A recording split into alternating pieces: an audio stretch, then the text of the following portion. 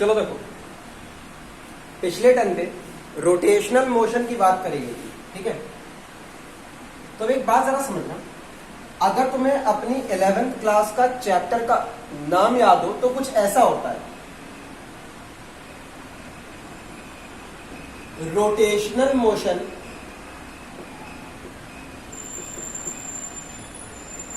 Of rigid bodies, rotational motion of rigid bodies. हमेशा ध्यान रखना, जब भी तुम रोटेशनल मोशन पढ़ोगे तो हमेशा रिजिड बॉडीज का ही रोटेशन पढ़ा जाता है। तो अब यहां पर जरा समझना, तुम्हें सबसे पहले रिजिड बॉडी के बारे में पता होना चाहिए। रिजिड बॉडी क्या होती है, कैसे होती है। देखो ध्यान से, ऐसी कोई भी बॉडी, ठीक है, ऐसी कोई भी बॉडी जिसके पार्टिकल्स एक दूसरे के रिस्पेक्ट में रेस्ट में हो, ठीक है, और वो बॉडी जब मूव करे तो उसके सभी पार्टिकल्स सेम डायरेक्शन में सेम वेलोसिटी से अगर मूव करेंगे तो हम उसको रिजिड बॉडी कहते हैं, ठीक है। अब देखो जो बोला ये तो टेक्निकल बात होगी ना, डेफिनेशन इतनी आसानी समझ नहीं आती। जरा एग्जाम्पल लेते हैं। देखो जैसे मार्कर, ध्यान सुनना, ये मार्कर एक हमारे पास रिजिड बॉडी है। ध्यान सुनो, अगर ये मार्कर इस तरफ मूव कर रहा है तो इसके सभी पार्टिकल इसी डायरेक्शन में इसी वेलोसिटी के साथ मूव कर रहे हैं, तो ये रिजिड बॉडी हुई। आगे जरा सुनो। अच्छा, एक एग्जांपल लेते हैं नॉन रिजिड बॉडी का, ठीक है। अब ध्यान सुनना, चलो हमने एक काम कर लिया, एक इतना बड़ा बॉक्स ले लिया, एक तुम्हारे सामने ऐसे बॉक्स ले लिया, उसके अंदर पानी भर दिया, ठीक है। मान लो उसके अंदर आधा पानी भरा हुआ है, आधे बॉक्स में पानी भरा है। अब ध्यान सुनना क्या करना है। हमने एक काम करा, बॉक्स को धक्का दिया और बॉक्स मूव करना शुरू करेगा, ठीक है। अब सोचो उस पानी का क्या हो रहा है। जैसे ही बॉक्स आगे बढ़ेगा पानी में पीछे की तरफ धक्का लगेगा। बॉक्स आगे जा रहा है लेकिन उसका पानी अंदर ही हमारे पास पीछे की तरफ मूव कर रहा है। तो अगर उस बॉक्स और पानी को मिला करके एक ऑब्जेक्ट बनाओ, एक बॉडी बनाओ, तो वो रिजिड बॉडी नहीं होगी, वो हो गया हमारे पास non rigid body. Rigid body की जरा हिंदी बताते हैं, तुम्हें ज्यादा अच्छे समझ में आएगा। हिंदी में हम इसको कहते हैं दृढ़ वस्तु। हिंदी में इसका नाम होता था दृढ़ वस्तु की घूर्णन गति, ठीक है। तो एक बात समझ रहा हूं, फिर से एक बात, ठीक है, डेफिनेशन बताते हैं। रिजिड बॉडी वो बॉडी होती है जिसके सभी पार्टिकल्स एक दूसरे के रिस्पेक्ट में रेस्ट में होते हैं, ठीक है। और दूसरी बात क्या बताई, रिजिड बॉडीज वो बॉडी होती हैं जिनके अगर वो बॉडी मूव करेगी तो उनके सभी पार्टिकल्स उसी डायरेक्शन में सेम वेलोसिटी के साथ मूव करेंगे, तो ऐसी बॉडी को रिजिड बॉडी कहा जाता है। इतनी बात क्लियर है। अब देखो आप दूसरी जो डेफिनेशन बताई है उससे तो तुम्हें कुछ समझ में आ रहा होगा। अभी पहली डेफिनेशन जरा ठीक से समझ में नहीं आई होगी। सुनो जरा, पहले क्या बताया था। सबसे पहली डेफिनेशन बताई थी ऐसी बॉडी जिसके सभी पार्टिकल्स एक दूसरे के साथ रेस्ट में हो, हम उसे रिजिड बॉडी कहते हैं। इसका मतलब क्या हुआ, चलो देखो आते हैं। अच्छा, जैसे मान लो यहां पर ये मेरे पास मार्कर है। अब हमने यहां पर दो पार्टिकल ऐसे ले लिए, जहां मेरी ये दो फिंगर दिख रही हैं, यहां पर मान लो दो पार्टिकल है, एक पार्टिकल यहां पर, एक पार्टिकल यहां पर, मार्कर का ही, अलग से नहीं, मार्कर का एक पार्टिकल यहां पे, एक पार्टिकल यहां पे। अब सोचो, अगर ये मार्कर आगे बढ़ रहा है तो जो दो फिंगर दिख रही है तुम्हें हल्की सी उठी हुई, ये दो पार्टिकल है, तो ये पार्टिकल भी तो उसी डायरेक्शन में चलेंगे। अच्छा, जब तुम सामने से इनको देख रहे हो तो तुम्हें पहला वाला पार्टिकल मोशन में दिख रहा है, तुम्हें दूसरा वाला पार्टिकल मोशन में दिख रहा है। अच्छा जरा सोचो, अगर ये एक साथ चल रहे हैं तो ये एक दूसरे के रिस्पेक्ट में मोशन में हुए कि रेस्ट में। अब एक काम करो, ये जो मेरी दूसरी फिंगर है, अब मान लो तुम यहां पर आ गए, तुम अपने आप को इस फिंगर की जगह सोचो, तो यहां पर तुम्हारे सामने एक पार्टिकल होगा। सोचो अगर तुम्हारी बॉडी आगे चल रही है तो तुम्हारे सामने जो रखा पार्टिकल है, क्या ये पार्टिकल मूव होता हुआ दिखाई देगा तुम्हें? नहीं, ये तुम्हारे सामने रखा है, बिल्कुल नहीं मूव हो रहा, क्योंकि जैसे जैसे ये पार्टिकल मूव हो रहा है वैसे वैसे तुम भी तो मूव हो रहे हो। तो ये दोनों पार्टिकल एक दूसरे के रिस्पेक्ट में हमेशा रेस्ट में रहेंगे। वही बात दूसरा जो एग्जाम्पल लिया था उसमें सोचो, एक बॉक्स है, बॉक्स में पानी भरा हुआ है। अच्छा, अब पानी में बहुत सारे पार्टिकल्स होंगे। अब सोचो, अगर वो बॉक्स पूरा आगे बढ़ रहा है, तो ध्यान सुनना, वो बॉक्स पूरा आगे बढ़ रहा है, तब हो सकता है पानी का एक पार्टिकल आगे जा रहा हो लेकिन एक पार्टिकल सामने से टकरा के पीछे की तरफ आ रहा हो। पॉसिबिलिटी है कि नहीं यहाँ पे। तो अब यहाँ पे जितने पार्टिकल्स है वो सब अलग अलग डायरेक्शन में भाग रहे होंगे, तो इसी वजह से हमारे पास वो जो एग्जांपल था वो एक नॉन रिजिड बॉडी थी। ठीक है, तो यहाँ पे रिजिड बॉडी क्या होती है? रिजिड बॉडी जैसे मार्कर, पेंसिल, बोर्ड, ठीक है, ये सब हमारे पास रिजिड बॉडीज है जिनके पार्टिकल्स हिलते डुलते नहीं है एक दूसरे के रिस्पेक्ट में। ठीक है, इतनी बात क्लियर यहाँ पे। चलो आगे देखते हैं। ये तो हमारे पास डेफिनेशन हुई रिजिड बॉडी की, और ध्यान रखना हमेशा इन्हीं का रोटेशनल मोशन स्टडी करा जाता है। तुम पानी को नहीं घुमाओगे, ठीक है। जैसे जरा ऐसे सोचो, एक मान लो हमने रुमाल लिया, ठीक है, अब जरा सोचो रुमाल हमने ऐसे फेंक दिया, अगर रुमाल फेंका तो रुमाल पूरी तरह से तो आगे जा रहा है, लेकिन उसके पार्टिकल्स एक दूसरे के साथ मूव कर रहे हैं। रुमाल लहरा रहा है, अगर लहरा रहा है तो सोचो एक पार्टिकल ऊपर जा रहा होगा, अगला वाला नीचे आ रहा होगा, तो अभी अलग अलग डायरेक्शन में मोशन हुए। अगर अलग अलग डायरेक्शन में मोशन हुए तो रुमाल भी क्या हुआ? Non rigid body. ठीक है, तो यहां पर जरा समझना, तुम रुमाल को नहीं घुमाओगे, उसका रोटेशन नहीं पढ़ना है, तुम्हें रोटेशन पढ़ना किसका है? रिजिड बॉडीज का। इतनी बात क्लियर हो गई यहाँ पे, सभी को समझ में आया कि रिजिड बॉडी क्या होती है। अब आगे देखते हैं। देखो अब यहां पर हमारे पास रोटेशनल मोशन की जो शुरुआत होती है वो होती है हमारे पास मोमेंट ऑफ इनर्शिया से। वो हमारे पास होती है मोमेंट ऑफ इनर्शिया से। मोमेंट ऑफ इनर्शिया को हिंदी में कहा जाता है जड़त्व आघूर्ण। हिंदी वाले याद रखना, तुम्हारे सामने इंग्लिश का टर्म आया है, ठीक है, ब्रैकेट में हिंदी जरूर लिख लेना। मोमेंट ऑफ इनर्शिया का मतलब क्या हुआ हमारे पास? ये हो गया हमारे पास जड़त्व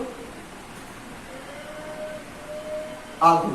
ठीक, आगे देखो, हटा दे, देखो दादा, अब यहां पर मोमेंट ऑफ इनर्शिया क्या होता है जरा देखो। चलो मान लिया हमने यहाँ पे, ये हमारे पास एक एक्सिस है, ठीक है, ये हमारे पास एक एक्सिस है, और यहां पर हमारे पास एक पार्टिकल है। इस पार्टिकल का मास m है। ये पार्टिकल एक्सिस से r दूरी पर है, ठीक है, ये पार्टिकल हमारी एक्सिस से r दूरी पर है।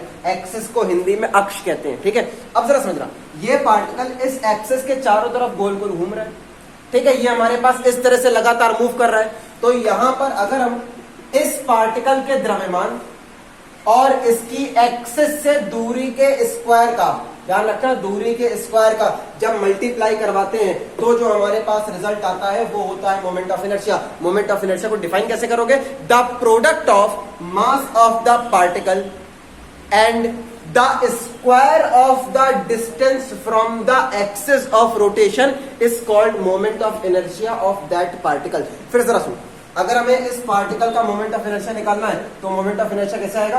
पार्टिकल के द्रव्यमान तथा उसकी अक्ष से दूरी के वर्ग के गुणनफल के बराबर होता है। It is equal to the product of mass and the square of the distance from the axis of rotation. इतनी बात क्लियर है यहाँ पे, ये समझ में आया? चलो जरा आगे देखते हैं। अगर तुम्हें डेफिनेशन समझ में आ गई है, ये तुम्हारे सामने फॉर्मूला लिखा हुआ, पहले का पढ़ाई हुआ तुम्हारा सब फॉर्मूला, कुछ नया नहीं है यहाँ पे। अब यहाँ पर हमारे पास कुछ रिजल्ट आते हैं, जैसे हमारे पास इसकी यूनिट निकल करके आएगी। यूनिट जरा सोचो क्या होती है। देखो ध्यान से, यहाँ पर हमारे पास मास हो गया केजी में, और यहाँ पर r दूरी है, ये आ गया हमारे पास मीटर स्क्वायर, ये यूनिट आ गई हमारे पास। इसी तरह से यहाँ पे डायमेंशनल फॉर्मूला आता है। डायमेंशनल फॉर्मूला क्या होगा? मास को m से लिखोगे, यहाँ पर हो गया हमारे पास l स्क्वायर, l स्क्वायर हमारे पास डायमेंशनल फॉर्मूला होता है। इतनी बात क्लियर है? हटा दे इसको, समझ है सभी को यहाँ पे। चलो आगे देखते हैं। देखो हटा दे इसको। अब एक बात जरा समझना, अब यहां पर हमारे पास दो चीजें आती हैं, बहुत ध्यान सुनना। Moment of inertia of a particle end moment of inertia of a body. सबसे पहले तो जरा समझ लो पार्टिकल और बॉडी में क्या डिफरेंस होता है। बॉडी क्या होता है हमारे, बॉडी क्या होती है हमारे पास? बॉडी होती है कॉम्बिनेशन ऑफ पार्टिकल्स, या इसको हम कहते हैं ग्रुप ऑफ पार्टिकल्स। बॉडी हमारे पास होती है ग्रुप ऑफ पार्टिकल्स। कई सारे जब पार्टिकल्स मिलते हैं तो हमारे पास बॉडी बनती है। अब एक बात जरा समझना, ये तुमने क्या देखा? ये देखो, ये बॉडी है कि एक पार्टिकल है? ये एक पार्टिकल है। एक पार्टिकल का मोमेंट ऑफ इनर्शिया निकालना तुम्हें आता है, ये फॉर्मूला होता है I बराबर mr स्क्वायर। और हमेशा ध्यान रखना कि सिंगल एक पार्टिकल का जो मोमेंट ऑफ इनर्शिया है उसी को निकालने का फॉर्मूला बना है। पूरी बॉडी के मोमेंट ऑफ इनर्शिया को निकालने का कोई फॉर्मूला, इकलौता फॉर्मूला नहीं बना।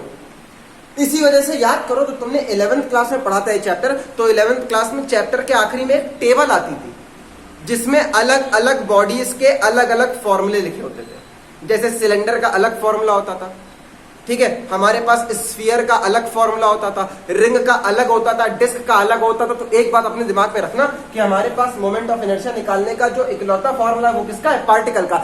एक अकेले पार्टिकल का मोमेंट ऑफ इनर्शिया ऐसे निकाला जा सकता है, पूरी बॉडी का मोमेंट ऑफ इनर्शिया निकालने का कोई फॉर्मूला नहीं है। वो फॉर्मूले हमें अलग अलग बॉडी के लिए डिराइव करने पड़ेंगे। जैसे ये क्या है? इकलौता फॉर्मूला, ये हर पार्टिकल के लिए लग जाएगा। यहां पर अगर बॉडी की बात करोगे तो हर बॉडी के लिए हमारे पास अलग अलग रिजल्ट आता है जो हमारे पास यहां पे अप्लाई होगा। इतनी बात क्लियर हुई? यहां पे आगे बढ़े, यहां पे चलो देखो ध्यान से, अब ध्यान से देखना।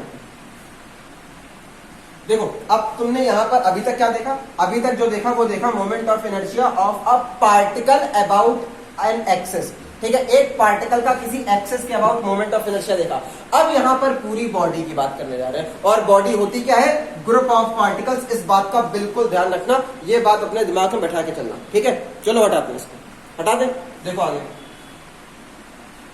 अब तुम्हारे पास रिजल्ट आ रहा है moment of inertia of a body, ठीक है। अभी तक क्या था? Moment of inertia of a particle. एक पार्टिकल का मोमेंट ऑफ इनर्शिया पढ़ लिया। अब बारी आती है हमारे पास पूरी बॉडी का मोमेंट ऑफ इनर्शिया कैसे पढ़ा जाए। देखो जरा, तो इसके लिए एक काम करना पड़ेगा, हमें एक बॉडी लेनी पड़ेगी। चलो ले ली हमने, यहाँ पर हमने कोई बॉडी ले ली, कैसी भी, जैसा तुम्हारा मन हो वैसी ले लो। यहां पर हमने कोई एक बॉडी ले ली। बॉडी कैसी है? इर्रेगुलर शेप की। अगर इर्रेगुलर शेप की बॉडी है और इसका मोमेंट ऑफ इनर्शिया निकालना है तो सबसे जरूरी बात, मोमेंट ऑफ इनर्शिया निकालने के लिए बॉडी क्या होनी चाहिए? रोटेट करनी चाहिए। अगर रोटेट कर पाएगी तभी तो मोमेंट ऑफ इनर्शिया आएगा। आगे जरा देखते हैं, अच्छी तरह देखो। कई लोगों को परेशानी होगी कि जड़त्व आघूर्ण या मोमेंट ऑफ इनर्शिया का मतलब क्या होता है। हम पढ़ते तो चले आ रहे 11th क्लास से I बराबर mr², इसका मीनिंग क्या होता है, हम इसको समझे कैसे? जैसे तुम्हें फोर्स समझ में आता है, अगर हम फोर्स की बात करेंगे तो सीधा तुम्हारे दिमाग में आएगा ऐसा एक धक्का। तुम्हें वेलोसिटी समझ में आती है, वेलोसिटी की बात करेंगे मतलब पार्टिकल आगे बढ़ रहा है। तुम्हें एक्सेलरेशन समझ में आता है, ठीक है, तुम्हारा दिमाग सोच पाता है उनके बारे में। लेकिन जरा ध्यान से सोचो, क्या मोमेंट ऑफ इनर्शिया के बारे में तुम्हारा दिमाग सोच पाता है? नहीं सोच पाता। मोमेंट ऑफ इनर्शिया अगर आएगा तुम्हारे दिमाग को केवल एक बात पता है, I बराबर mr², ठीक है। अभी यहां पर पढ़ते जाओ, अभी आगे चल के इसका फिजिकल सिग्निफिकेंस समझाएंगे कि जैसे तुम प्रैक्टिकली फोर्स को समझ लेते हो कि फोर्स क्या है? एक धक्का। वेलोसिटी क्या है? बॉडी का चलना। मास क्या है? मेरा भार, ठीक है। तुम यहां पर चीजें समझ पाते हो। वैसे ही मोमेंट ऑफ इनर्शिया को समझाएंगे कि इसका फिजिकल मीनिंग क्या होता है, लेकिन वो थोड़ा आगे आएगा। अभी तुम्हें यहाँ पर इसको ऐसे ही समझना है एक फॉर्मूले के तौर पे। इतनी बात क्लियर? यहाँ पे ध्यान रखना। और एक बात ध्यान रखना, जैसे हमारे पास मास होता है, फोर्स होता है, वेलोसिटी होती है, वैसे ही हमारे पास एक फिजिकल क्वांटिटी है। और अगर ठीक से बताएं तो जरा सुनना, जैसे हमारे पास मास होता है, ठीक है, टेम्परेचर होता है, ये हमारे पास कुछ basic physical quantity of a body है, या हम कहेंगे बॉडी की प्रॉपर्टी है। वैसे ही हमारे पास मोमेंट ऑफ इनर्शिया होता है, ये भी हमारी बॉडी की एक प्रॉपर्टी होती है। हर एक बॉडी का मोमेंट ऑफ इनर्शिया सेपरेट होता है।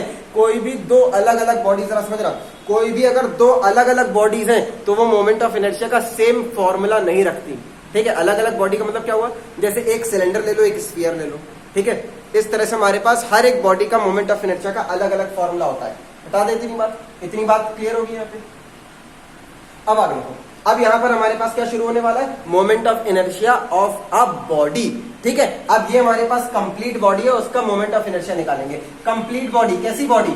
यहां पर हमने एक एक्सिस बनाई है, यहां पर हमने एक एक्सिस बनाई है, और हमारी बॉडी इस एक्सिस के अबाउट रोटेट कर रही है, घूम रही है। ये अक्ष है, अक्ष के अबाउट हमारी बॉडी क्या कर रही है? घूम रही है। अच्छा, कैसे घूम रही है? चलो हमने इसकी रोटेट होने की डायरेक्शन दिखा दी। इतनी बात क्लियर? अब जरा सुनना, हमें इस पूरी बॉडी का मोमेंट ऑफ इनर्शिया निकालना है, ठीक है। हमें बॉडी के मोमेंट ऑफ इनर्शिया का कोई फॉर्मूला नहीं पता, लेकिन अभी अभी एक बात सुन के आए थे कि a body is a group of particles. एक बॉडी पार्टिकल्स का समूह होती है, ग्रुप होती है, मतलब ये कई सारे पार्टिकल से मिलकर के बनी होगी। ये बॉडी कई सारे पार्टिकल से मिलकर के बनी होगी। सोचो, अब एक पार्टिकल का मोमेंट ऑफ इनर्शिया निकालना आता है, अगर हम इसके सभी पार्टिकल्स का मोमेंट ऑफ इनर्शिया निकाल के अगर ऐड कर दें तो सोचो क्या हम इसके सभी पार्टिकल्स का मोमेंट ऑफ इनर्शिया निकाल के ऐड कर दें तो क्या लगता है पूरी बॉडी का मोमेंट ऑफ इनर्शिया निकलेगा? ये सोच पा रहे हो कि नहीं सोच पा रहे हो? देखो ध्यान से, अब यहां पर कर क्या लेते हैं, हमने यहां पर अपनी बॉडी को कई सारे अलग अलग पार्टिकल्स में डिवाइड कर दिया। ये इस तरह से हमारे पास अलग अलग पार्टिकल्स हैं। देखो ध्यान से, अब ये हमारे पास मास m1 है, इसकी दूरी r1 है, इसका मास हमने m2 मान लिया, ये डिस्टेंस r2 है। ठीक है, ये मान लो हमने थोड़ी देर के लिए m3 मान लिया, इसकी डिस्टेंस हमारे पास r3 है, ये हमारे पास m4 हो गया, इसके डिस्टेंस हमारे पास r4 है। इस तरह से बहुत सारे पार्टिकल होंगे। एक पार्टिकल हमने आखिरी मान लिया mn। mn मतलब सोचो कुछ पार्टिकल होंगे, कितने होंगे? 100, 200, 400, करोड़, 2 करोड़, कुछ तो होंगे ना, लाख, 2 लाख। तो वो जो हमारे पास जितने भी होंगे वो हमने n मान लिया। मतलब बॉडी कितने पार्टिकल से मिलकर के बनी है? n number of particles, n बोल रहे n नंबर ऑफ पार्टिकल से मिलकर बनी है। इतनी बात क्लियर? जिनमें सभी का मास क्या क्या है? m1, m2, m3, m4 और आखिरी वाले का क्या है? mn। इन सभी पार्टिकल्स की एक्सिस से दूरी क्या क्या है? r1, r2, r3, r4 और ये जो हमारे पास आ जाएगा आखिरी, इसकी दूरी हमने rn मान ली। इतनी बात क्लियर होगी यहाँ पे? यहां तक समझ आया सभी को? चलो आगे देखो यहाँ पे।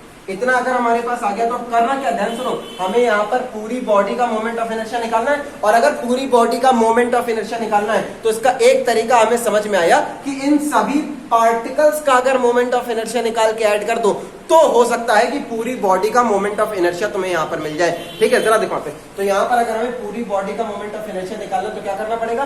सभी पार्टिकल्स का मोमेंट ऑफ इनर्शिया ऐड कर दो। तो ये आ गया हमारे पास पहले पार्टिकल का m1 r1 स्क्वायर। सोचो जरा, इसी तरह से दूसरे पार्टिकल का निकलेगा, ये आ गया हमारे पास m2 r2 स्क्वायर। ये आएगा हमारे पास थर्ड पार्टिकल का m3 r3 स्क्वायर। और इसको तुम ले जाओ आखिरी तक, आखिरी पार्टिकल कौन सा आ गया? mn rn square. इस तरह से हमारे पास आता है किसी एक कंप्लीट बॉडी का मोमेंट ऑफ इनर्शिया। हमेशा अब इस बात को दिमाग में रखना कि एक अकेले पार्टिकल का मोमेंट ऑफ इनर्शिया निकालना हमें आता है I बराबर mr स्क्वायर, लेकिन कंप्लीट बॉडी का मोमेंट ऑफ इनर्शिया निकालने का कोई अलग फॉर्मूला है ही नहीं।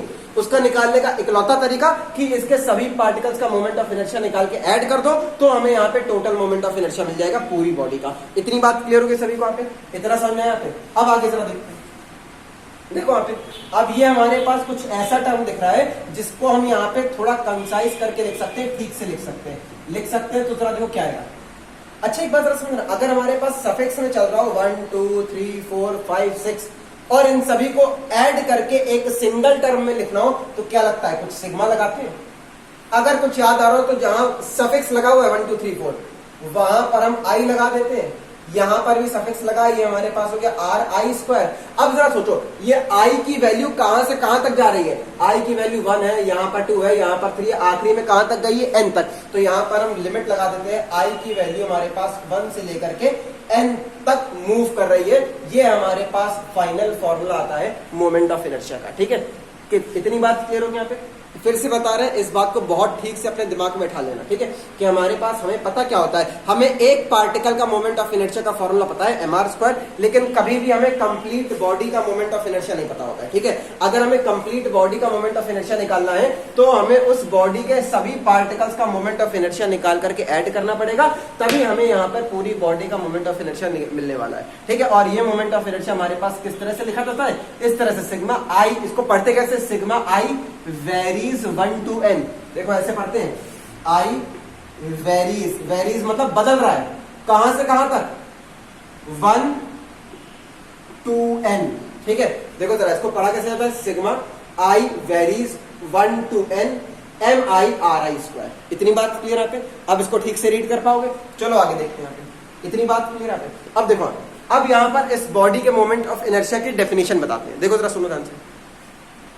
देखो, the moment of inertia of a complete body is equals to the sum of the, देखो यहाँ पे जोड़ा गया सभी को, sum of the moment of inertia of each and every particle of the body। मतलब अगर हम यहाँ पे बॉडी के सभी पार्टिकल्स के मोमेंट ऑफ इनर्शिया को जोड़ देंगे, दिख रहा है? जोड़ देंगे, ऐड कर देंगे, तो हमारे पास हमारी बॉडी का कंप्लीट मोमेंट ऑफ इनर्शिया निकल करके आता है। इतनी बात क्लियर हुई यहाँ पे, ठीक है। अच्छा जरा सोचो, फिर से एक बात बताते हैं, अगर मान लो एक अकेला पार्टिकल है, इस अकेले पार्टिकल का मोमेंट ऑफ इनर्शिया निकालना तो कैसे आएगा, ये हमारे पास होता है I बराबर mr²। इसको कैसे डिफाइन करोगे, इसको डिफाइन कर देंगे हमारे पास moment of inertia is defined as the, या ठीक से कहते हो moment of inertia of a particle is defined as the product of mass of the particle and the square of the distance from the axis of rotation. ठीक, इतनी बात clear है। अब आगे बढ़ो, यहां तक कोई परेशानी किसी को, देख लो एक बार डायग्राम, फिर आगे बढ़ते हैं। एक बात और ध्यान रखना, हमारे पास जो मोमेंट ऑफ इनर्शिया है वो एक स्केलर क्वांटिटी होती है, ठीक है, वो हमारे पास एक अदिश राशि होती है। ये छोटी छोटी सी चीजें याद रखना, तुम्हारे ऑब्जेक्टिव में काफी काम आएंगी। ठीक, हटा दें, देखो आगे देखो। अब यहां पर तुम्हारे पास एक नया टर्म आता है, यहां पर तुम्हारे पास एक नया टर्म आता है, इसे कहा जाता है रेडियस ऑफ गायरेशन।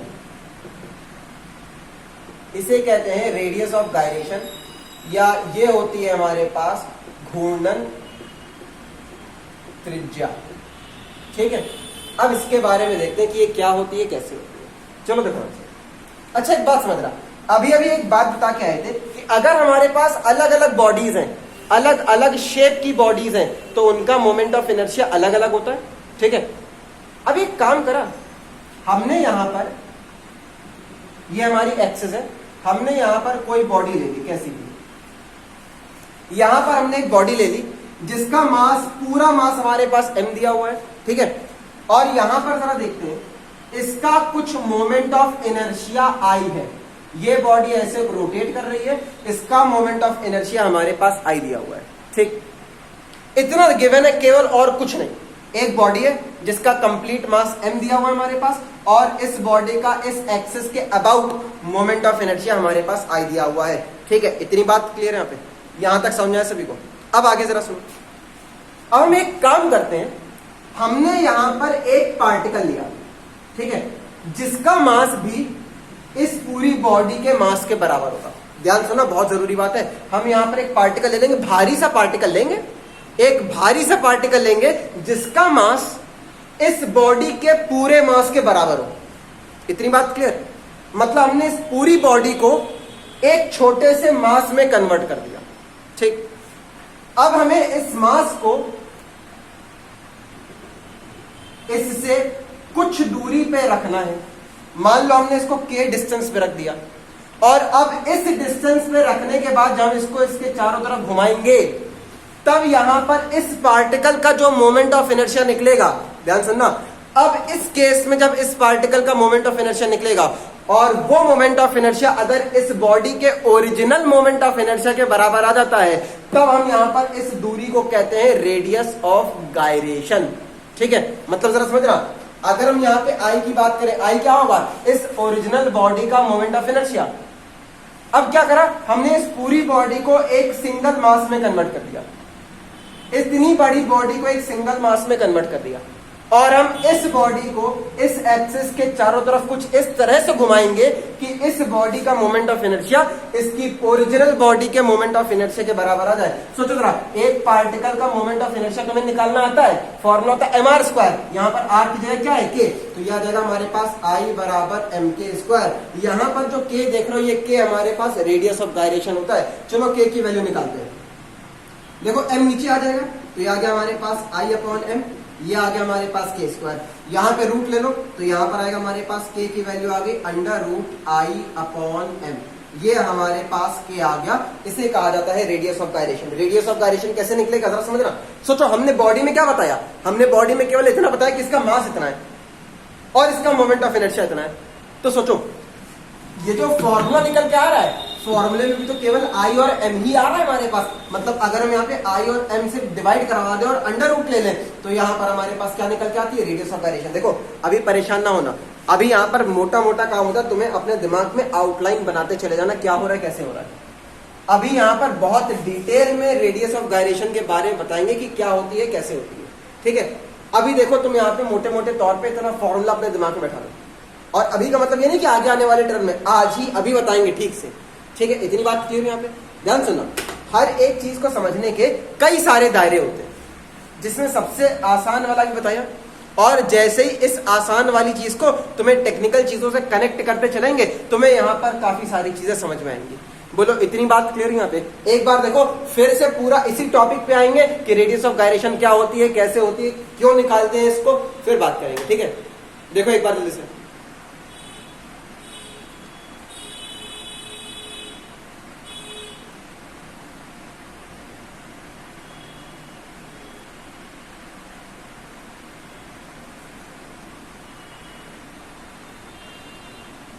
देखो आप अब यहां पर जरा डेफिनेशन के बारे में समझते हैं, फिर सुनो जरा। अब यहां पर हमारे पास, ध्यान सुनना, देखो तुम्हारे पास जो नोट्स होंगे उसमें दो डेफिनेशन होंगे, एक शुरुआत में एक बाद में। पहले जरा बाद वाली सुनो, पहले जरा बाद वाली सुनो, वो आसान है, ठीक है। अब यहां पर क्या होता है हमारे पास, देखो हमारे पास radius of gyration axis of rotation से वो दूरी होती है, देखो ये क्या है, दूरी है, ये क्या है हमारे पास, डिस्टेंस है। हमारे पास रेडियस ऑफ गायरेशन एक्सिस से वो दूरी होती है, या उस पॉइंट की दूरी होती है कि अगर उस पॉइंट पर हम यहां पे पूरी बॉडी का मास कॉन्सेंट्रेट कर दें, पूरी बॉडी का मास कॉन्सेंट्रेट कर दें, ठीक है, तो उस मास का जो मोमेंट ऑफ इनर्शिया होता है, तब उस मास का जो मोमेंट ऑफ इनर्शिया निकलेगा, वो अगर पूरी बॉडी के मोमेंट ऑफ इनर्शिया के बराबर आ जाता है, तो इस डिस्टेंस को कहा जाता है रेडियस ऑफ गायरेशन। इतनी बात क्लियर है यहाँ पे, इतना समझ में यहाँ पे। आगे जरा समझते हैं, इसका एक और तरीका होता है समझाने का। देखो जरा पे, हम यहाँ पर अपनी बॉडी के मास को एक पॉइंट मास में कन्वर्ट कर ले, जैसे यहाँ पे करा गया, पॉइंट मास में कन्वर्ट कर ले, और उसको इतनी दूरी पर रख करके रोटेट करवाएं ताकि इस पॉइंट मास का मोमेंट ऑफ इनर्शिया बॉडी के ओरिजिनल मोमेंट ऑफ इनर्शिया के बराबर आ जाए, तब हम इस डिस्टेंस को क्या कहेंगे, रेडियस ऑफ गायरेशन कहेंगे। इतनी बात क्लियर है सभी को, यहाँ पे, यहां तक क्लियर हुआ। चलो जरा देखते हैं यहाँ पे, यहां पर हमारे पास इसकी डेफिनेशन आती है, it may also be defined as the distance, ठीक है, ध्यान सुना, the distance the square of which, square लगा है, the square of which when multiplied by the mass of the body gives the moment of inertia of that body. इतनी बात clear है यहाँ पे, ठीक है। ये तो हमारे पास आगे डेफिनेशन से, सॉरी फॉर्मूले से डेफिनेशन आ गई। आगे जरा समझते हैं, यहां से हमारे पास आता है, ठीक है। देखो यहाँ पे, यहां पर हमारे पास एक डेफिनेशन कुछ इस तरह से आती है, देखो ये हमारे पास आता है, radius of gyration is defined as the distance of the point from the axis of rotation at which when whole mass of the body is concentrated, then the moment of inertia of that point is equal to the moment of inertia of the body, then the distance is called radius of gyration। इतनी बात clear है यहाँ पे, हमेशा ध्यान रखना। मतलब एक बात सोचो, ध्यान सुनना, ये सबको सबने देख लिया, इसको हटाते हैं थोड़ी देर के लिए, अच्छी तरह सोचो। तुमने कुछ पढ़ा होगा, हमारे पास जो स्फीयर होता है, स्फीयर का मोमेंट ऑफ इनर्शिया का फॉर्मूला होता है 2/5 mr²। कुछ याद भी होगा कुछ लोगों को, सबको नहीं याद होगा। ये हमारे पास मोमेंट ऑफ इनर्शिया, इसमें r क्या है, r हमारे स्फीयर की रेडियस है, स्फीयर मतलब गोला, ठीक है। अच्छा मान लो अगर तुमसे ऐसे पूछ लिया जाए कि इस स्फीयर की रेडियस ऑफ गायरेशन बताओ, तो कैसे निकालोगे, चलो जरा देखते हैं यहाँ पे, ध्यान सुनना। इसका रेडियस ऑफ गायरेशन निकालना कैसे निकलेगा, चलो देखते हैं। ये हमारे पास एक स्फीयर है, ठीक है, जिसकी रेडियस हमारे पास r दी गई है, मास m दिया गया, इसका मोमेंट ऑफ इनर्शिया कितना होगा, ये दिया गया हमारे पास, ठीक है। इस स्फीयर का मोमेंट ऑफ इनर्शिया क्या होगा, I = 2/5 mr²। अब आगे जरा सुनना, हमें क्या करना है, हमें इस स्फीयर की रेडियस ऑफ गायरेशन निकालनी है। तो क्या करेंगे, हम इससे x दूरी पर एक पॉइंट, सॉरी k दूरी पर एक पॉइंट ले लेंगे, और उस पॉइंट पर इसका पूरा मास डाल देंगे। मान लो अगर ये 5 किलो का है, तो यहाँ पर 5 किलो का द्रव्यमान रखा जाएगा। ये m का है, तो हम यहाँ पे m मास रख देते हैं। और अब यहां पर जो मोमेंट ऑफ इनर्शिया आएगा, वो हमारे स्फीयर के ओरिजिनल मोमेंट ऑफ इनर्शिया के बराबर होना चाहिए, और जब बराबर हो जाएगा तब ये क्या हो जाएगा, रेडियस ऑफ गायरेशन हो जाएगा। सोचो जरा, अब यहां पर हमारे पास मोमेंट ऑफ इनर्शिया, इसका क्या निकलेगा, ये तो एक पार्टिकल है, पार्टिकल का कैसे निकालते हो, m × k² या m × r²। तो एक पार्टिकल का निकला हमारे पास m × k²।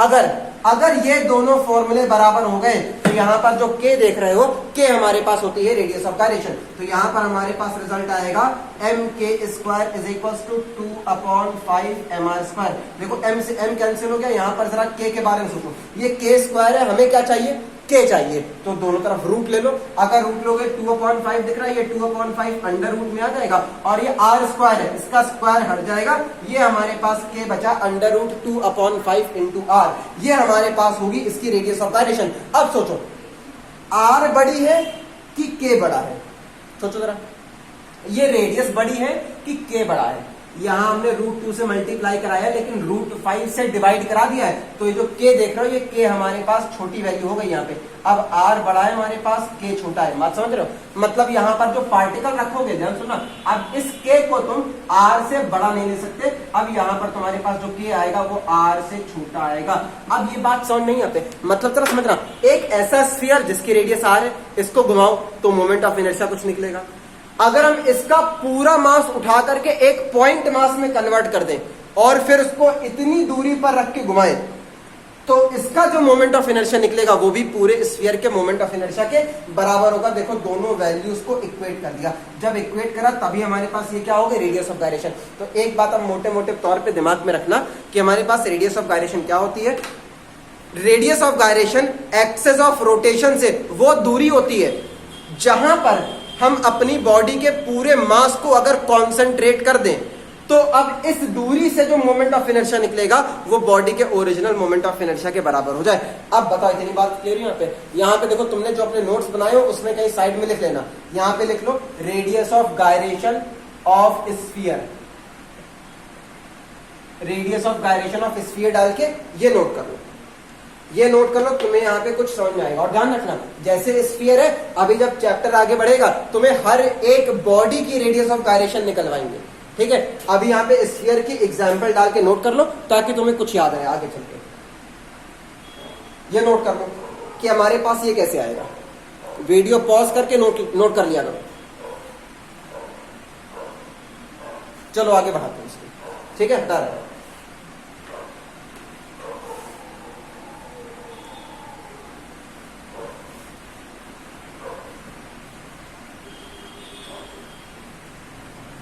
देखो, अब यहां पर तुम्हारे सारे बेसिक टॉपिक कंप्लीट हो गए, ठीक है? क्या क्या? हमारे पास रिजिड बॉडी क्या होती है, मोमेंट ऑफ इनर्शिया क्या होता है, और हमारे पास रेडियस ऑफ गायरेशन क्या होता है। और ध्यान रखना, तुम्हारे पास जो न्यूमेरिकल क्वेश्चंस आएंगे उन न्यूमेरिकल क्वेश्चंस में तुम्हारे पास मोमेंट ऑफ इनर्शिया और रेडियस ऑफ गायरेशन, ये जो सेकंड और थर्ड टॉपिक पढ़ा है तुमने आज, ये दोनों बहुत ज्यादा यूज होने वाले हैं, ठीक है? इतनी बात क्लियर यहाँ पे। अब देखो, अब यहाँ पर तुम्हारे पास कुछ फॉर्मूलाज आते हैं। क्या क्या फॉर्मूलाज आते हैं ध्यान से देखना। तुम्हें यहाँ पर काइनेटिक एनर्जी देखने को मिलती है, काइनेटिक एनर्जी ऑफ रोटेशन। सोचो जरा, एक फॉर्मूला पढ़ा होगा ½ I⍵², kinetic energy of rotation. और तुमने कई सारे फॉर्मूले पढ़े होंगे, एंगुलर मोमेंटम पढ़ा होगा J बराबर I⍵, तुमने टॉर्क पढ़ा होगा टाउ बराबर I⍵। तुमने यहाँ पर J और टाउ में रिलेशन पढ़ा होगा, यहाँ पे dJ/dt बराबर टाउ होता है हमारे पास।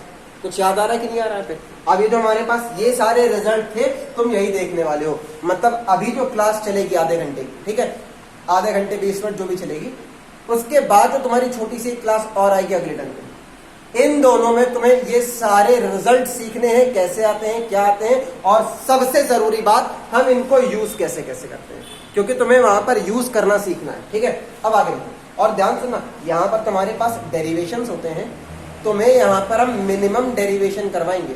डेरिवेशन से कोई लेना देना नहीं है, तुम्हारा पेपर ऑब्जेक्टिव होता है, ठीक है? तुम्हें यहाँ पर फॉर्मूले देखने हैं जो तुमने पहले से ही देखे हुए हैं और इनको अलग अलग तरह से अप्लाई करना सीखना है, ठीक है? इतनी बात क्लियर है? चलो आगे देखते हैं, हटाते हैं।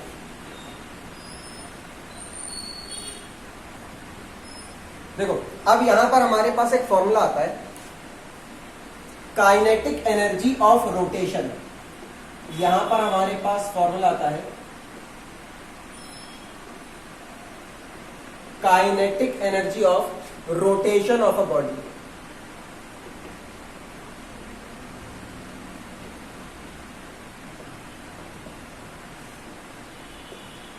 देखो जरा, ये फॉर्मूला क्या बताता है? ये फॉर्मूला हमारे पास आता है कुछ इस तरह से, हम इसको लिखते हैं के आर। ठीक है, ये क्या बताता है? Kinetic energy of rotation. मतलब अगर बॉडी हमारी घूम रही है तो अगर बॉडी घूम रही है तो उसमें एनर्जी तो होगी। अब कितनी एनर्जी होगी वो यहां से निकलती है, हमारे पास फॉर्मूला होता है हमारे पास हाफ आई ओमेगा स्क्वायर। वैसे तो इनके डेरिवेशंस होते थे, लेकिन अब डेरिवेशन तुम्हारे किसी काम के नहीं है, तुम्हें यहाँ पर केवल रिजल्ट देखने हैं। इतनी बात क्लियर यहाँ पे? यहाँ पर हमारे पास रिजल्ट आता है हाफ आई ओमेगा स्क्वायर। ये फॉर्मूला हमारे पास बताता है kinetic energy of rotation of a rotating body. ठीक है, आगे देखते हैं। अब यहां पर देख रहे हो ना, रोटेशन ऑफ अ बॉडी।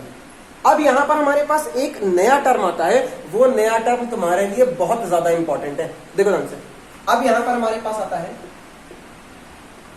और ध्यान रखना काइनेटिक एनर्जी नापोगे किसमें? ये आएगी हमारे पास जूल में, जूल में मेजर करोगे। यहां पर हमारे पास आता है kinetic energy of a rolling body. अब ये रोलिंग बॉडी क्या होती है? देखो यहां पर ध्यान रखना, यहां पर है रोटेशन, यहां पर है रोलिंग, इन दोनों बातों का ध्यान रखना। अब ये रोलिंग बॉडी क्या होती है? हम इसे कहते हैं rotation without sliding.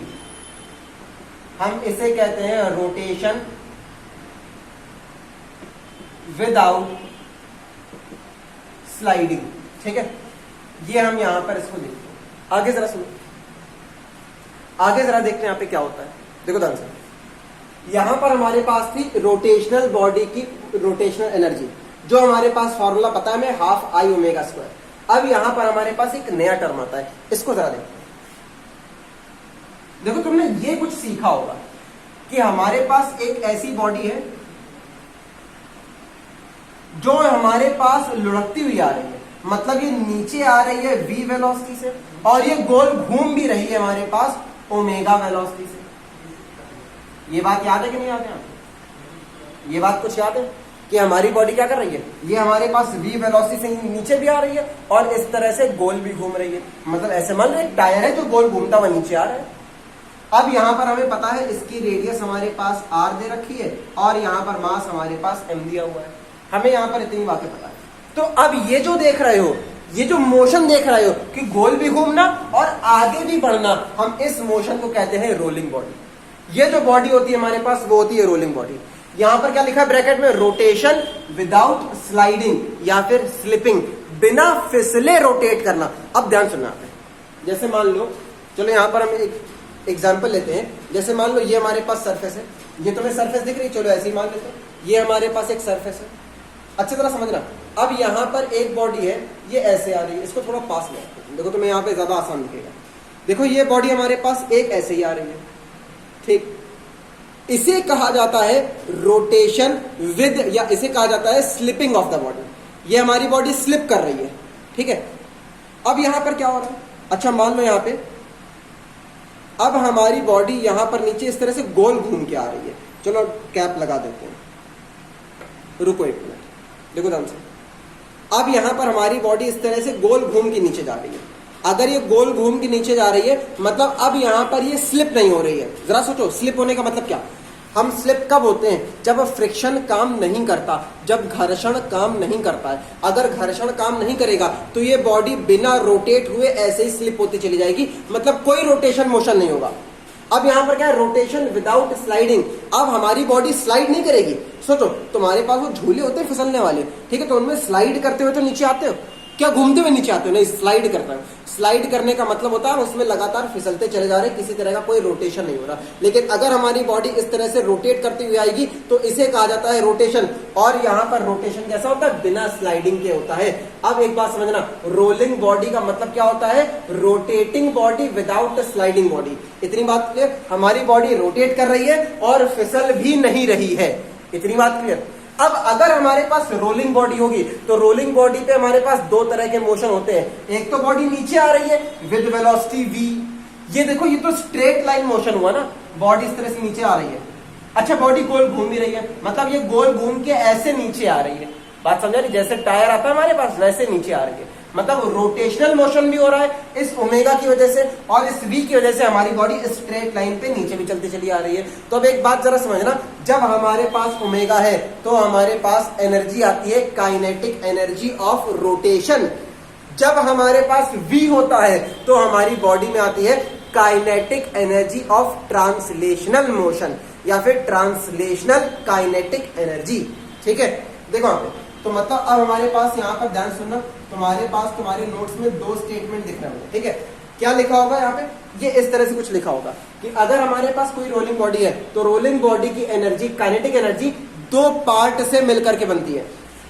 The total energy of rolling body constitutes by the two part. वो टू पार्ट कौन से, पहला part the rotational kinetic energy of the body, जो तुम ये देख रहे हो हाफ आई ओमेगा स्क्वायर, और यहाँ पर सेकंड में क्या आता है, सेकंड आता है हमारे पास ट्रांसलेटरी काइनेटिक एनर्जी या फिर ट्रांसलेशनल काइनेटिक एनर्जी। इसको हम देखो यहाँ पर हमारे पास आएगा रोटेशनल काइनेटिक एनर्जी, यहाँ पर आता है हमारे पास रोटेशनल काइनेटिक एनर्जी, के ही मतलब काइनेटिक एनर्जी है, और फिर आता है हमारे पास ट्रांसलेशनल काइनेटिक एनर्जी। ये आएगा हमारे पास ट्रांसलेशनल काइनेटिक एनर्जी। ट्रांसलेशनल मतलब क्या होता है, स्ट्रेट लाइन में जो मोशन होता है उसकी काइनेटिक एनर्जी। ये हमारे पास होता है स्ट्रेट लाइन मोशन में जो हमारे पास काइनेटिक एनर्जी होती है, वो जो तुम बचपन से पढ़ते आ रहे हो हाफ एम वी स्क्वायर। इतनी बात क्लियर है पे। तो अगर तुम इन दोनों को ऐड कर दो तो क्या निकलेगा, kinetic energy of a rolling body निकलेगी। मतलब अगर कोई बॉडी रोल कर रही है तो वो आगे बढ़ रही है और रोटेट भी हो रही है। तो रोटेट होते समय काइनेटिक एनर्जी प्लस आगे बढ़ते समय काइनेटिक एनर्जी, अगर इन दोनों एनर्जीज को जोड़ दो तो तुम्हें मिलती है यहाँ पे total kinetic energy of a rolling body. इतनी बात क्लियर हो गई यहाँ पे, सबको समझना है कि क्या होने वाला है यहाँ पे। चलो जरा देखते हैं, अब ध्यान से देखना। अब यहाँ पर हमारे पास जो टोटल एनर्जी आएगी वो इन दोनों फॉर्मूलाज के सम की वजह से आएगी। तो देखो आप यहाँ पर हमारे पास टोटल एनर्जी आएगी, जरा सुना, रोटेशनल तो ये आ गया हमारे पास के आर प्लस ट्रांसलेशनल को हम लिखते हैं के टी। तो देखो यहाँ पे के आर कितना आ गया, ये आ गया हमारे पास half I omega square plus translational हो गया हमारे पास हाफ एम वी स्क्वायर। इतनी बात क्लियर होगी सभी को, यहाँ तक समझ आया। अब ये जो तुम देख रहे हो ये तुम्हारे पास फॉर्मूला होता है total kinetic energy of a rolling body. ठीक, अब ये जो फॉर्मूला देख रहे हो, हम इस फॉर्मूले को कुछ अलग फॉर्म में कन्वर्ट कर सकते हैं, अपने हिसाब से हम इसको ठीक से लिख सकते हैं। ठीक है, चलो अब देखते हैं इसको कैसे आगे लिखा जा सकता है। देखो अब देखो यहाँ पे कुछ वैल्यू रखनी है, यहाँ पर आई के बारे में सोचो, आई कैसे लिखा जाए। अच्छा, इस बॉडी के बारे में पता है कि कौन सी बॉडी है, ये स्फीयर है, रिंग है, डिस्क है, सिलेंडर है, क्या है, नहीं पता।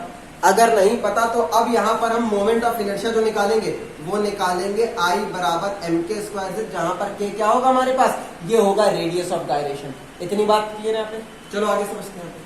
अच्छा, ओमेगा के बारे में सोचो, ओमेगा को भी हटा सकते हैं। तुमने एक फॉर्मूला पढ़ा होगा V बराबर आर ओमेगा, सोचो जरा 11th में, अगर ओमेगा निकाला तो V और R नीचे आ जाएगा। तो यहाँ पर हमें पता है ओमेगा आता है हमारे पास V अपॉन R। इतनी बात क्लियर है। चलो ये फॉर्मूले रखते हैं और हमारे पास फिर रिजल्ट आएगा। तो अब यहाँ पर हमारे पास काइनेटिक एनर्जी आती है, देखो ये आ गया हाफ, आई की जगह क्या रखोगे, आई की जगह आ गया हमारे पास एम के स्क्वायर, यहाँ पर हमारे पास ओमेगा, ओमेगा की जगह क्या आएगा V अपॉन आर, ये आ गया हमारे पास V अपॉन आर का होल स्क्वायर प्लस यहाँ पर आ गया हमारे पास हाफ एम वी स्क्वायर, ये जो था वैसे लिख दिया। इतनी बात क्लियर है। चलो अब इसको जरा ठीक से देखते हैं। देखो क्या क्या कॉमन आ रहा है, 1/2 कॉमन आ जाएगा, m और m कॉमन आ जाएगा। यहाँ पर देखो v स्क्वायर, यहाँ पर v स्क्वायर, मतलब half M V square common आ रहा है। चलो ले लेते हैं, यहाँ पर लिख रहे हैं, ध्यान रखना। इसके बाद यहाँ पर लिख रहे हैं, तो यहाँ पर हमारे पास टोटल काइनेटिक एनर्जी आएगी और इसमें कॉमन क्या आ रहा है, half M V square common आ गया। Half M V square common आ गया तो यहाँ बचा क्या, देखो यहाँ बचा के स्क्वायर और नीचे आर, लेकिन बाहर ऊपर स्क्वायर लगा तो के स्क्वायर अपॉन आर स्क्वायर, ये आ गया हमारे पास के स्क्वायर अपॉन में आ गया आर स्क्वायर प्लस यहाँ देखो ये तो हाफ एम वी स्क्वायर पूरा चला गया, ये आ गया हमारे पास। तो हमारे पास काइनेटिक एनर्जी आती है, ये आ गया हमारे पास हाफ एम वी स्क्वायर, इसको ठीक से लिख लो, 1 पहले लिख लेते हैं, ये आ गया के स्क्वायर अपॉन आर स्क्वायर। इतनी बात क्लियर होगी सभी को। यहां तक देखो समझ में आया कि नहीं आया यहाँ पे?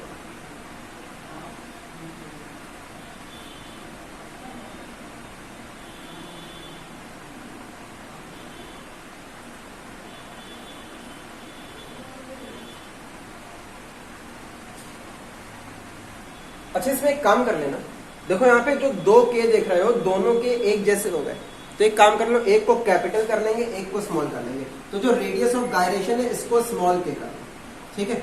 जहां जहां तुम्हें रेडियस ऑफ गायरेशन दिख रहा है यहां पर स्मॉल के कर लो, तो यहां पर हमारे पास फिर से बचेगा क्या, स्मॉल के बचेगा। ये फिर से आ गया हमारे पास स्मॉल के का होल स्क्वायर, यहां पर स्मॉल के का, ठीक। अब क्लियर है फॉर्मूला सभी को? हमेशा ध्यान रखना, अगर कोई बॉडी रोल कर रही है, रोल करने का मतलब वो रोटेट कर रही है और फिसल नहीं रही है, ठीक है। और एक बात ध्यान रखना, जब बॉडी फिसलेगी नहीं तभी रोटेट कर पाएगी, ठीक है। फ्रिक्शन की वजह से ही रोटेशन होता है। अभी जब अगले टर्म पे आओगे तो तुम्हें एक इसके पीछे का बेसिक बताएंगे कि रोटेशनल मोशन हमारे पास कैसे होता है, ठीक है। इसके पीछे का पूरा बेसिक बताएंगे कि हमारे पास क्या कैसे होता है, तब तुम्हारे दिमाग में और ठीक से बातें बैठेंगी, ठीक। इतनी बात क्लियर है यहाँ पे? जल्दी से एक बार देखो फिर हटाते हैं।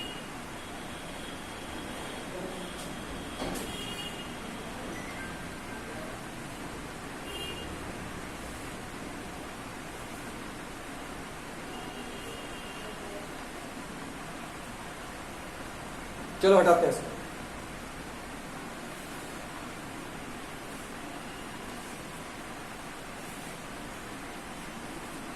और एक बात ध्यान रखना, जरूरी नहीं है, ठीक है, जरूरी नहीं है कि तुम यहां पर इस फॉर्मूले को रटो ही बैठ के, तुम बस इस फॉर्मूले को ध्यान रखो, न्यूमेरिकल सारे हो जाएंगे। बस इस बात का ध्यान रखना कि अगर कोई बॉडी रोटेट कर रही है, घूम रही है और आगे भी बढ़ रही है, तो उसके पास दो एनर्जी होती है, एक तो रोटेशनल और दूसरी हमारे पास होती है ट्रांसलेशनल। ट्रांसलेशनल को क्या कहते हैं, स्ट्रेट लाइन मोशन की वजह से जो एनर्जी आती है उसे कहा जाता है ट्रांसलेशनल काइनेटिक एनर्जी। इतनी बात क्लियर हो यहाँ पे? इतना समझ में आया सभी को? चलो